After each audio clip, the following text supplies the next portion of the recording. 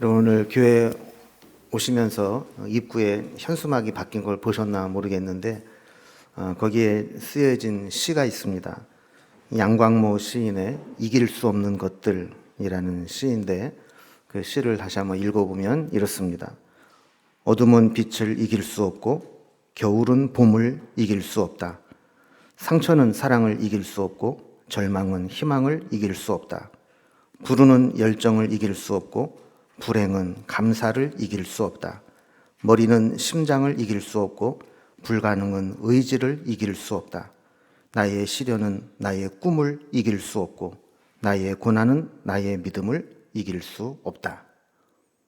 좋은 시 같죠? 코로나가 처음 시작될 때 코로나 극복을 위해 내건 슬로건 중에 하나가 코로나는 코리아를 이길 수 없다. 이런 거였어요. 이길 수 없는 것들이라는 시에서 인용을 한 것과 같이 이 세상에는 여전히 우리를 힘겹게 만드는 어둠, 겨울, 상처, 절망, 불운, 불행, 불가능, 시련, 고난 이런 것들이 우리의 삶에 있죠. 그러나 하나님은 우리에게 그것들을 이겨낼 수 있는 빛, 봄, 사랑, 희망, 열정, 감사, 심장, 의지, 꿈, 믿음을 주셨습니다. 이길 수 없는 것들의 가장 강력한 메시지는 죽음은 부활을 이길 수 없다는 겁니다. 죄가 이 세상에 들어온 이후에 우리는 생로병사의 거대한 흐름을 당연한 자연의 이치로 여기며 살아왔습니다. 그러나 이러한 질서는 하나님의 능력에 의해서 달라졌고 그것을 증명해 보이신 것이 예수님의 부활입니다. 마귀는 하나님의 아들 예수 그리스도를 십자가에 못 박아 죽게 하는 데까지는 성공을 했습니다. 그러나 하나님은 그 아들을 다시 사망의 어두운 그늘 아래 두지 않으시고 사흘 만에 살려내셨습니다. 예수님은 사망 권세를 이기시고 다시 살아나신 것입니다. 그래서 죽음은 부활을 이길 수 없습니다. 오늘은 그 예수님의 부활을 기념하는 부활주일입니다. 부활주일을 맞아서 우리는 완전하지는 않지만 온라인, 오프라인 예배를 병행해서 현장 예배로 시작을 하게 됩니다. 이 현장 예배를 통해서 우리의 신앙이 다시 새로워지고 또 부활의 은혜가 우리 가운데 임하기를 기원합니다. 사실 처음에 온라인 예배로 이렇게 들어가면서 부활주일까지는 다 끝나겠지 이런 생각을 했어요. 그래서 내심 생각하기는 부활주일은 우리가 전교인 찬양 예배를 한번 드리자. 코로나를 완전히 극복하고 우리가 찬양의 축제로 예배를 드리자 이랬는데 아직까지 그럴 상황은 아닌 것 같아요. 그래서 혼자 다시 또 연기를 했어요. 언제 그랬냐. 6월절이 지나고 나서 50일이 지난 후에 지키는 절기를 오순절이라고 부르죠. 77절이라고 부르기도 하고 그래서 이 오순절 날이 또 성령 강림 주일이기도 해요. 예수님께서 마지막 최후의 만찬을 보내셨던 게 어떤 절기였어요? 6월절이었죠. 그러니까 이 부활절에서 거의 50일이 지나면 오순절이 됩니다. 그래서 금년도 성령 강림 주일은 5월 31일이 돼요. 그래서 이제 혼자 생각하는 거예요. 그날은 우리가 한번 찬양 예배 한번 드려보자 이렇게 생각을 좀 하고 있습니다. 그렇게 되고 또 우리나라뿐만 아니라 전 세계가 이 코로나를 극복할 수 있는 그런 하나님의 은혜가 있기를 소망합니다. 자, 오늘 본문은 우리가 읽은 대로 예수님의 첫 번째 부활절 사건을 기록한 장면입니다. 이 부활 사건은 너무 중요하기 때문에 사복음서에 다 기록이 되어 있어요. 그런데 특별히 오늘은 마태가 보고 기억하고 기록한 첫 번째 부활절 사건이 어떠했는가? 마태복음을 중심으로 이 부활의 사건을 한번 살펴보려고 합니다. 이 마태는 이 부활 사건을 전하면서 한 가지 흥미로운 사실을 하나 이야기하는데 부활 사건 앞뒤로 부활을 부정하기 위해서 가짜 뉴스를 만들고 공작을 하는 세력들이 있었다라는 것을 밝히고 있어요. 예수님은 십자가에 달려 돌아가시기 전부터 내가 십자가에 달려 죽을 것이고 사흘 만에 다시 살아나실 것이다라는 말씀을 공공연하게 하셨죠. 자, 그러다 보니까 예수님을 십자가에 못 박아 죽이는 데까지 성공한 대제사장들과 바리새인들이 예수님이 죽고 난 다음에도 불안한 거예요. 혹시 예수님 다시 살아나시면 어떡하는가, 진짜. 그리고 혹시 살아나지 않는다 할지라도 제자들이 예수님의 시신을 훔쳐다 놓고 빈 무덤을 근거로 예수님이 살아났다고 거짓말하면 어떻게 하는가, 이런 두려움이 있었어요. 그래서 그들은 다시 빌라도를 찾아갑니다. 그래서 예수님의 그 시신을 둔 이 무덤 문을 돌로 막아서 임봉하게 만들었어요. 이 임봉이라는 것은 이 돌 문을 닫고 거기에 흙으로 채우고 도장을 찍어 놓는 거예요. 자, 그리고 경비병들이 그것을 움직이지 못하도록 지키도록 만들어 놓았던 것이죠. 그래서 마태복음 27장 63절 64절을 보면, 주여 저 속이던 자가 살아있을 때 말하되 내가 사흘 후에 다시 살아나리라 한 것을 우리가 기억하노니 그러므로 명령하여 그 무덤을 사흘까지 굳게 지키게 하소서. 그의 제자들이 와서 시체를 도둑질하여 가고 백성에게 말하되 그가 죽은 자 가운데서 살아났다 하면 후에 속임이 전보다 더 클까 하나이다 하니. 이게 이제 그 얘기인 거죠. 자, 그리고 나서 그렇게 했는데도 불구하고 예수님은 살아나셨고 무덤 문은 열려지게 됐죠. 자, 그리고 나니까 이제는 어떻게 그것을 수습을 하느냐. 28장 12절에서 15절까지 보면 예수님이 부활하신 후에는 그것을 지키던 경비병 군인들에게 돈을 찔러주고 예수님의 제자들이 예수님의 시신을 도둑질해 갔다, 이렇게 거짓 증언하게 만듭니다. 그래서 마지막 15절에 보면 마태복음이 기록될 당시까지 이런 가짜 뉴스가 유대인 가운데 두루 퍼져 있었다. 예수님은 부활하셨지만 부활한 게 아니라 시신을 도둑질해 간 것이다 라는 가짜 뉴스를 퍼쳤다는 겁니다. 그러나 마태가 이렇게 앞뒤에 가짜 뉴스가 있었지만 그럼에도 불구하고 오늘 본문에서 부활 사건을 기록하고 있는 것은 부활은 아무리 부정하려고 해도 부정할 수 없는 역사적인 사실이고 진리라는 것을 우리에게 보여주려고 하는 의도가 있는 것이죠. 자, 이렇게 본격적으로 이제 마태는 예수님의 부활 사건을 기록합니다. 1절을 보면 안식일이 다 지나고 안식 후 첫날이 되려는 새벽에 막달라 마리아와 다른 마리아가 무덤을 보려고 갔더니 그랬습니다. 우리가 알다시피 예수님이 십자가에 달리신 날이 무슨 요일이에요? 금요일이죠. 근데 금요일 날 해가 지면 그때부터 안식일이 시작이 됩니다. 그러니까 해가 지기 전에 장례를 마치려고 십자가 처형을 서둘렀던 것을 보게 돼요. 그래서 예수님이 금요일 날 저녁이 되기 전에 이렇게 장사 지낸 바 되고 안식 후 첫날 안식일이 다 지나고 난 다음에 새벽, 그러니까 주일 일요일 새벽에 두 여인이 예수님의 무덤을 찾아갔다는 겁니다.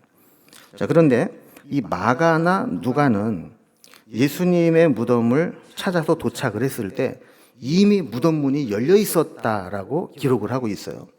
근데 마태는 좀 독특하게 저들이 무덤을 찾아갔을 때 큰 지진이 나고 천사가 하늘로부터 내려와 돌을 굴려내고 그 위에 앉는 장면을 목격한 것으로 기록을 하고 있어요.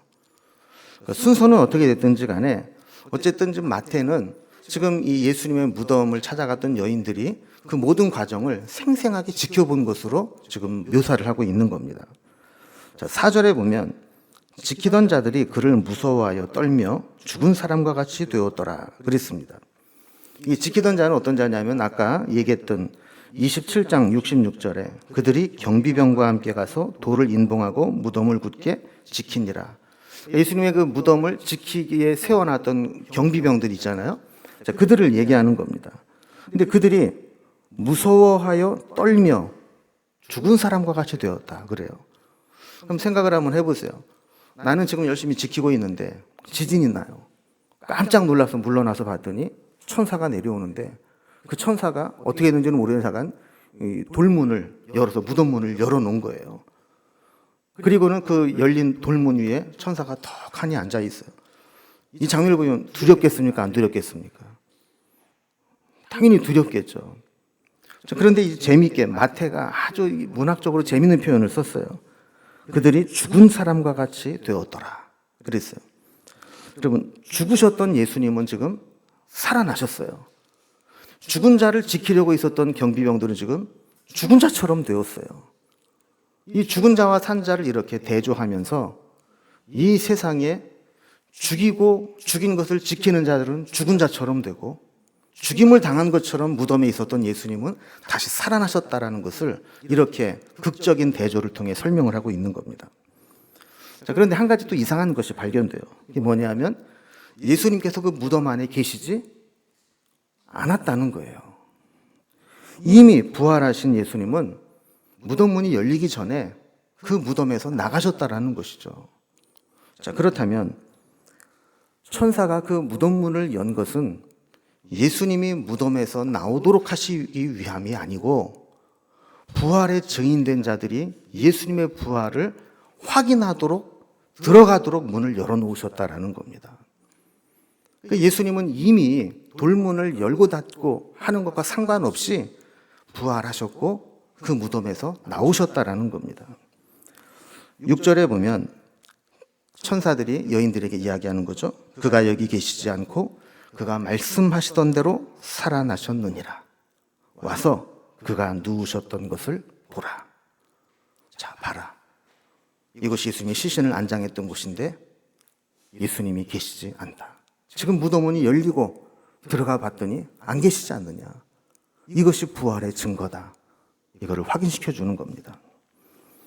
자, 오늘 본문에서 한 가지 더 우리가 좀 주의 깊게 볼 것은, 그럼 부활의 처음 목격자가 되었던 이 여인들의 반응입니다. 5절에 보면 천사가 여자들에게 말하여 이르되 너희는 무서워하지 말라. 십자가에 못 박힌 예수를 너희가 찾는 줄을 내가 아노라. 그러니까 그 장소에 있었던 경비병뿐만 아니라 예수님을 찾아갔던 여인들도 그 장면을 똑같이 보면서 얼마나 두려웠겠어요. 두려워하지 말라는 거예요. 왜냐? 예수님의 부활로 인해서 그들이 지금 잠깐 느끼고 있는 두려움은 큰 기쁨으로 바뀔 것이기 때문에 그렇다라는 것이죠. 어떤 신학자는 이 빈 무덤을 찾아간 여인들에게 있어서 두 가지를 이야기합니다. 하나는 이 여인들이 얼마나 예수님을 사랑했는가 하는 것이고, 또 한편으로는 그럼에도 불구하고 예수님의 부활을 온전히 믿지 못하는 불신앙적인 요소가 있었다라는 겁니다. 여러분, 어떻게 보면 그 수많은 남자들, 특히 12 사도들은 예수님의 그 십자가 앞에 다 도망가 버렸어요. 그런데 끝까지 예수님의 죽으심을 보는 그 현장까지 달려가고, 죽으신 후에도 무덤을 떠나지 않고 그 무덤을 찾아가는 사람은 여인들이었어요. 우리가 그런 거 있잖아요. 죽음으로 다 끝났다. 포기할 수 있지만 마음으로는 포기가 안 되는, 이 여인들에게 바로 예수님은 그런 존재였던 것이죠. 다른 사람들은 예수님 십자가의 죽음으로 다 끝났다라고 포기하고 다 떠나갔지만, 이 여인들은 그럼에도 불구하고 마음속으로 예수님이 포기가 안 되고 무덤이라도 지키고 싶었던 그 마음이 있었다는 겁니다. 그런데 문제는 뭐냐면, 저들이 정말 믿음이 있었다면 예수님이 돌아가시기 전에 그렇게 누누이 말씀했던 것처럼 이제는 무덤을 찾아갈 것이 아니라 부활의 주님을 맞이할 준비를 했어야 했죠. 마태복음에는 그냥 저들이 새벽에 찾아갔다고 되어 있지만, 마가복음에 보면 그 여인들이 예수께 바르기 위하여 향품을 사두었다가 안식 후 첫날 새벽에 찾아갔다 그래요. 이게 뭐냐면, 아까도 말씀드린 것처럼 안식일이 시작되기 전에 급하게 장사를 지르다 보니까 시신에 향품을 바르지 못했던 거예요. 그러니까 늦더라도 가서 사정을 해서 예수님 시신에 향품을 좀 발라줘야 되겠다. 죽음으로 마지막 장례를 잘 치르고 싶었던 마음으로 달려갔다라는 거죠. 여러분, 우리도 종종 그럴 때가 있습니다. 주님을 사랑하는 거는 같아요. 주님이 좋고 은혜도 받고 사랑하는 것 같긴 한데, 결정적인 순간에 보면 믿음으로 살지 못할 때가 있어요. 우리의 믿음이 그렇게 연약하고 흔들릴 수 있다는 것이죠. 이 여인들도 주님을 정말 사랑했지만 정말 중요한 부활을 믿지 못하고 있었다는 것을 보여주고 있습니다. 자, 그들이 이제 이 사실을 제자들에게 알리기 위해서 무덤에서 떠나서 제자들을 찾아갑니다. 그런데 예수님께서 이 여인들을 만나 주십니다. 천사로부터 부활의 소식을 듣고 제자들에게 달려가는데 오늘 본문 9절과 10절에 보면 이렇게 기록되어 있습니다. 예수님께서 그들을 만나 이르시되 평안하냐 하시거늘 여자들이 나아가 그 발을 붙잡고 경배하니 이에 예수께서 이르시되 무서워하지 말라. 가서 내 형제들에게 갈릴리로 가라 하라. 거기서 나를 보리라 하시니라 그랬어요. 자, 여기 보면 이 여인들을 만난 예수님께서 여인에게 주신 메시지는 크게 두 개입니다. 첫 번째는 평안하냐, 무서워하지 말라. 여러분, 이 여인들이 지금 빈 무덤을 목격하고 예수님의 부활을 확인하고 제자들에게 이 소식을 알리러 가는데 그들의 심정이 어땠는가를 8절에 보면 이렇게 묘사하고 있어요. 그 여자들이 무서움과 큰 기쁨으로 빨리 무덤을 떠나 제자들에게 알리려고 다름질할세. 자, 두 가지 마음이 지금 공존하는 거죠. 어떤 마음이에요? 무서움과 큰 기쁨. 그러니까 예수님이 부활했다는 사실은 큰 기쁨인데 또 한편으로는 그 거대한 이 부활 사건 앞에 두려움이 있었다라는 거예요. 이 여인에게 예수님께서는 평안하냐, 무서워하지 말라 하시면서 저들의 마음을 위로해 주시고 평안을 주셨다라는 겁니다. 자, 두 번째 메시지는 뭐냐면 가서 네 형제들에게 갈릴리로 가라 하라. 거기서 나를 보리라 하시니라. 그러니까 제자들에게 어떤 메시지를 전하라는 거예요? 갈릴리로 가 있어라. 내가 거기서 너를 만날 것이다. 이 메시지를 전하라는 거예요. 자, 그러면 우리가 이제 이런 생각을 해볼 수 있죠. 지금 예수님이 처형을 당하시고 무덤에 묻히신 곳이 어디입니까? 갈릴리예요? 예루살렘이에요? 예루살렘이죠. 골고다 언덕 어디 있어요? 예루살렘에 있잖아요. 남쪽 유대 지역이라고요. 자, 그런데 갈릴리로 가라. 내가 거기서 그들을 보리라. 갈릴리는 어디입니까?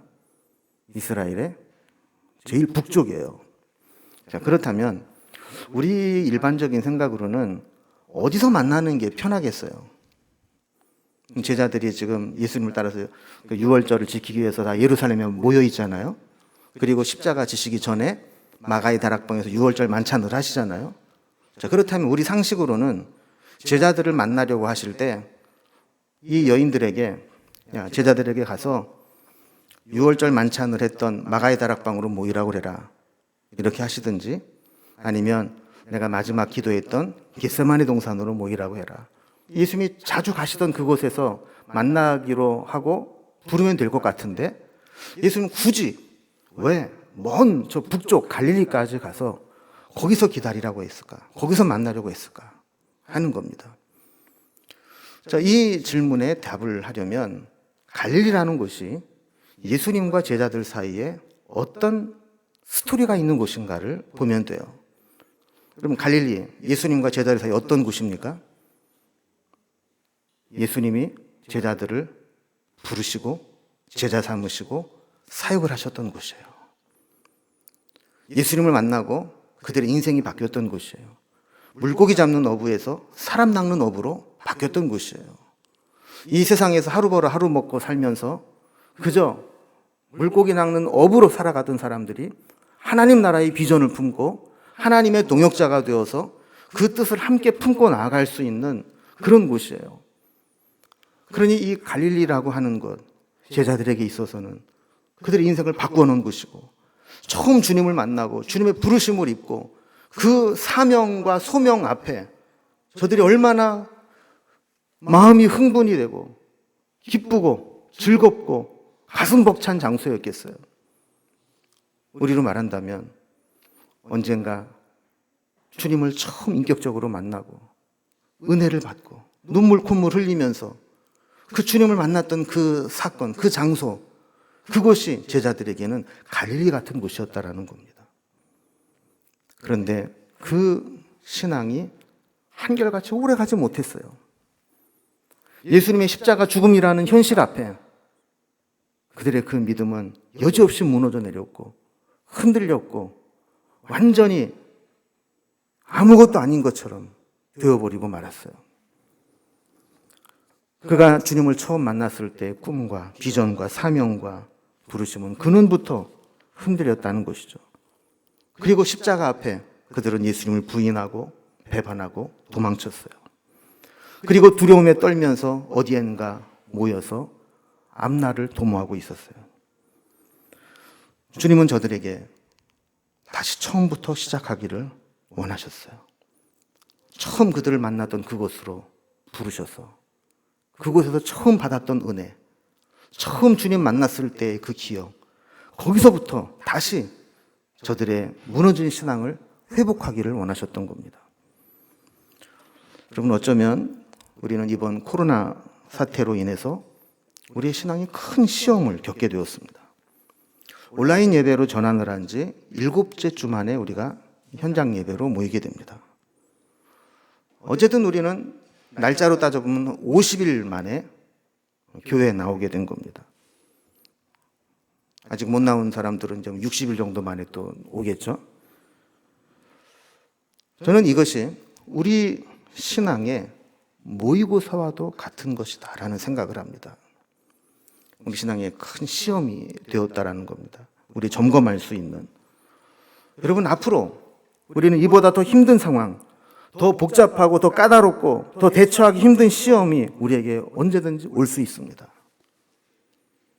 50일뿐만 아니라 어쩌면 더 긴 시간 동안 자유롭게 하나님을 만나고 예배하지 못할 상황을 만날 수도 있습니다. 우리가 7주 만에 이렇게 만나게 되는데 그동안 여러분의 신앙은 어떠했는가? 매주마다 교회에 가서 자유롭게 예배드리고 당연한 것처럼 여겼던 그 생활이 중단될 때 억지로라도 어떤 틀에 매여서 예배드리는 삶을 살아가지 못할 때 우리의 신앙은 어떠했는가? 한번 지난 50일을 여러분 한번 스스로 채점해 보시기 바랍니다. 나는 비록 교회에서 현장 예배를 못 드리더라도 하나님과 교제하며 주님과의 관계에 아무런 문제가 없었다 그랬는지, 아니면 그 시간 동안 나도 모르게 서서히 신앙적으로 게을러지고 나태해지고 주님으로부터 멀어지지는 않았는지. 여러분, 부활주일이 되었다고 다시 현장 예배를 시작했다고 해서 우리의 신앙이 금방 회복되는 것은 아닙니다. 이런 이야기가 있습니다. 동물원에서 사자들이 생활을 하고 있습니다. 저들은 매일 사육사가 가져다주는 닭고기를 먹으면서 하루하루 길들여진 채 애완동물처럼 지내고 있었습니다. 한 번은 그러한 장면을 바라보던 어떤 사람이 이 사자에게 다가가서 이야기를 해줍니다. 야, 너는 동물의 왕이고 초원에 가면 네가 제일 가는 존재야. 네가 한번 으르렁 하면 모든 동물들이 숨을 죽이고 도망갈 정도로 너는 위험 있고 대단한 존재야. 너는 이렇게 이 동물원 우리에 갇혀서 사육사가 던져주는 닭고기나 받아먹고 만족할 존재가 아니야. 이렇게 이야기를 해준 거예요. 이 이야기를 들을 때 이 사자가 야성이 깨어나기 시작하고, 그렇지, 내가 원래 이럴 존재가 아니지. 큰 감동과 도전을 받게 됩니다. 그래서 그는 다시 정글로 나아가기로 마음을 먹습니다. 그리고 같이 우리에 있는 사자들을 불러 모아놓고 이야기를 합니다. 얘들아, 내가 오늘 들었는데 우리가 이렇게 갇혀서 마음대로 다니지도 못하고 저 사육사가 던져주는 닭고기나 받아먹고 우리가 이렇게 만족할 존재가 아니래. 우리도 가끔 우리가 으르렁하다 놀랄 때 있잖아. 우리가 이렇게 대단한 존재라는 거야. 우리는 저 광활한 초원을 다니면서 그 정글을 호령하며 살아갈 존재들이야. 이제 원래 우리 모습을 되찾자. 이 연설을 들은 다른 사자들이 같이 또 마음이 뜨거워지는 거야. 어떤 사자는 그때를 기억하면서 눈물을 흘리면서 맞다고 가슴을 치며 돌아가자고 했어요.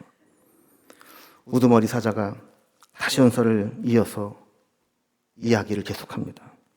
그런데 여러분, 우리가 정글로 가는 길이 그렇게 쉽지만은 않을 수 있습니다. 사막을 건너가야 될 때 타는 목마름으로 고통을 당할 수도 있고, 때로 광야를 지나며 오랫동안 먹잇감을 구하지 못해 배고픔에 시달릴 수도 있습니다. 이 이야기를 듣자 사자들의 방금 전까지 뜨거웠던 가슴과 흥분했던 눈빛은 사라져버리고 말았습니다. 그리고 서로의 눈치를 봅니다. 우두머리 사자는 계속해서 포효하듯이 정글로 돌아가자고 이야기를 했지만 분위기 반전은 이루어지지 않았습니다. 어느덧 시간이 흘러 저녁 때가 되었고 사자들의 배가 출출해지기 시작합니다. 이때 멀리서 사육사가 닭고기를 든 양동이를 가지고 와서 닭고기를 던져주기 시작합니다. 이때 모여있던 사자들은 한 마리씩 한 마리씩 사육사에게로 달려가 그가 던져주는 닭고기를 받아먹고 있었습니다. 사자들은 그 닭고기를 입에 물고 먹으며 이렇게 이야기합니다. 그래, 바로 이 맛이야. 여러분, 이 이야기가 주고자 하는 메시지가 뭘까요?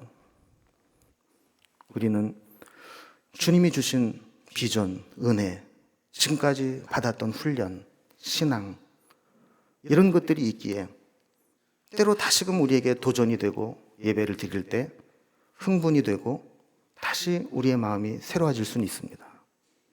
그러나 만약에 그 이후에 우리가 감당해야 될 훈련과 또 다시 회복하기 위한 노력과 희생과 고생을 감수하지 않는 한 우리는 이 동물원 우리에 갇혀서 닭고기에 만족하는 사자가 될 수 있습니다. 우리는 온라인 예배에 익숙해져서 교회에 오지 않고도 신앙생활을 잘 할 수 있다는 맛을 보았습니다. 닭고기 맛을 본 거죠. 본의 아니게 가난한 교인이 되어서 교회를 안 나가 보니까 더 편안하고 쉽게 신앙생활하는 법을 배웠습니다. 여러분, 이것에 우리가 만족해진다면, 여기에 익숙해진다면 우리는 스스로 동물원에 갇힌 사자, 스마트폰을 통해 보는 닭고기와 같은 영상에 우리의 신앙이 익숙해져 갈 수 있다는 겁니다. 여러분, 다시 우리의 예배가 회복되어야 합니다. 다시 만남을 통해 성도의 교제가 회복되어야 되고 성령님의 감동하심과 부르심 앞에 응답할 수 있어야 합니다. 갈릴리에서 처음 제자들을 부르시고 사명을 주셨던 그 주님의 음성을 다시 들을 수 있어야 합니다. 스마트폰을 통해 던져주는 닭고기에 만족하지 마십시오. 스톡데일 패러독스라는 개념이 있습니다. 주인공이 되는 제임스 본드 스톡데일이라고 하는 사람은 베트남 전쟁 당시에 무려 8년 동안 포로 생활을 견디고 살아남은 해군 장교였습니다. 베트남 전쟁 당시에 이 포로로 끌려갔던 미군들은 제대로 된 돌봄과 보호를 받지 못했습니다. 건장했던 이 미군들이 바싹바싹 말라가기 시작하고 굶주림 속에 질병에 노출되고 하나둘씩 죽어가게 됩니다. 이런 상황에서도 스톡데일 중령은 8년을 견뎌내고 살아남습니다. 그리고 교회 안에서 고국에 돌아가게 되는데 그의 모습은 할아버지처럼 그렇게 늙고 초라한 모습이 되었습니다. 이 사진이 젊고 건장했던 해군 중령이 8년 동안 포로 생활을 하고 저렇게 말라서 할아버지처럼 된 모습입니다. 이분이 살아서 돌아왔을 때 많은 신문 기자들이 인터뷰를 하면서 질문을 합니다. 당신은 그 열악한 환경 속에서 어떻게 8년이라는 세월 동안 견뎌낼 수 있었습니까? 그럴 때 그의 대답이 뭐였냐면, 긍정적으로 생각했던 사람들은 다 죽었습니다. 이게 스톡데일 패러독스입니다. 그럼 우리가 일반적으로 생각할 때 어떤 사람이 그 힘든 상황 속에서 살아남겠다고 생각을 합니까? 보통은 상황을 부정적으로 판단하고 절망한 사람들은 일찍 죽고, 그래도 희망을 품고 긍정적으로 생각했던 사람들은 살아남았을 것이라고 생각하기 쉽죠. 그런데 현실은 정반대였다라는 겁니다. 8년 동안 수없이 죽어나가는 사람들을 보면서 관찰을 했는데 일찍 죽는 사람들의 특징이 있었다는 거예요. 그게 뭐냐면 기대를 품는 겁니다. 이번 크리스마스가 되면 성탄절 특사로 포로에서 나갈 수 있겠지. 성탄절이 지나도 아무런 일이 일어나지 않습니다. 그러다가 봄이 오고 부활절이 되면 풀어줄 수 있을 거야. 기대를 했는데 부활절이 지나도 아무도 풀려나지 않습니다. 그래서 그들은 또다시 기대를 합니다. 다음 성탄절에는 풀려날 수 있겠지. 이렇게 기대와 절망을 반복하면서 그들의 마음은 나약해지기 시작했고, 헛된 기대를 채우지 못하게 될 때 마음도 몸도 연약해지면서 한 사람씩 한 사람씩 병에 걸리기 시작했고 죽어나가게 되었다라는 겁니다. 자, 그렇다면 어떤 사람들이 살아남았을까요? 스탁데일처럼 내가 포로라는 사실을 받아들이고 인정하고 이 생활이 쉽지 않다는 것을 마음을 먹고 어쩌면 이것이 오랫동안 지속될 수 있다는 것을 대비하면서 운동이라도 하고 마음으로 현실을 받아들인 사람, 이런 사람들이 끝까지 살아남더라는 겁니다. 그래서 긍정이라는 것을 그냥 모든 게 마냥 좋게 보는 게 긍정이 아니라는 거예요. 요즘에 하는 말 중에 정신승리라는 게 있잖아요. 경기나 경합에서 겨루 패했으나 자책감에서 벗어나기 위해 자기는 지지 않았다고 정당하고 스스로 자위하는 거. 이게 정신승리잖아요. 저는 좀 긍정적인 사람이야. 근데 정신승리한 사람을 긍정적인 사람이라고 말하지 않는다는 거예요. 사전에도 보면 긍정이라는 개념이 어떤 개념이냐. 사실을 그렇다고 인정하는 거. 사물의 존재 방식을 있는 그대로 승인하는 거. 그러하다고 생각하여 옳다고 인정하는 거. 그러니까 막연히 잘 될 거야, 좋은 일이 있을 거야, 이렇게 헛된 기대를 갖는 게 아니라 현실을 있는 그대로 받아들이는 게 긍정이라는 거예요. 얼마 전에 세바시에서 어떤 교수님이 이 스탁데일 패러독스를 설명을 하면서 마지막 결론에 그분이 이런 이야기를 했습니다. 좋지 않은데 좋다고 이야기하는 것은 긍정이 아니라 왜곡이고 망상이다. 그럼 좀 정말 힘든 상황 가운데 힘들어하고 아파하는데 괜찮아 시간 지나면 다 나아질 거야. 위로가 됩니까? 안 됩니까? 안 되죠.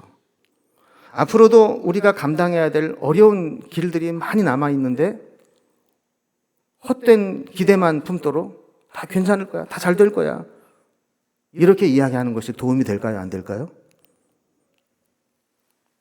당장은 도움이 될 것처럼 보일지 모르지만 그것은 또 다른 절망으로 이어질 수 있다는 거죠. 자, 그렇다면 우리가 이 부활의 날 어떤 마음을 갖고 어떤 신앙을 가져야 될까? 여러분, 부활주일을 맞이했지만 그리고 다시 현장 예배를 시작하고 우리의 신앙을 닫아버리지만 그렇다고 해서 한순간에 우리의 모든 신앙이 회복되고 또 다시 모든 것이 좋아지는 건 아닙니다. 또 우리나라가 지금 코로나 사태가 많이 진정이 되고 있지만 설령 우리나라에도 종식이 되었다 할지라도 그에 파장되는 후유증들은 곳곳에서 나타나게 될 것이고 어쩌면 7년 대흉년을 대비하는 것처럼 우리에게는 장기적인 힘든 시간을 견뎌내야 될 각오를 해야 됩니다. 받아들이는 것, 그 현실을 받아들이는 것, 그게 긍정이라는 거죠. 그러나 우리에게 한 가지 다른 것이 있습니다. 그게 뭐냐면 3일이 지나면 무덤 문이 열리고 부활하셨던 주님과 같이 우리가 잘 대비하고 기도하고 하루하루 견디어 나가다 보면 하나님께서 마지막에 우리에게 최후 승리를 얻게 하실 것이라는 궁극적인 믿음입니다. 그래서 우리는 두 가지를 잊지 말아야 됩니다. 부활의 주님이 우리를 마지막까지 반드시 이기게 하실 것이다라는 소망과 그리고 현실의 어려움들을 그대로 수용하고 받아들이고 대비하는 긍정의 마음. 오늘 말씀을 마무리합니다. 부활하신 주님께서 그를 찾아온 여인들에게 제자들을 보내면서 갈릴리로 가 있으라 해라. 거기서 나를 보리라. 여러분, 우리가 예배하는 자리, 우리가 큐티하고 하나님을 바라보고 기도하는 자리, 그 자리가 우리의 갈릴리가 되어야 합니다. 부활주일 이렇게 한 번 지나고 끝나는 것은 우리에게 아무 의미가 없습니다. 다시 갈릴리로 가서 주님을 만나고 처음부터 다시 시작하는 마음으로 여러분 우리의 신앙을 다시 회복하고 다시 하나님을 바라보는 그런 신앙이 될 수 있기를 주님의 이름으로 기원합니다. 기도하겠습니다.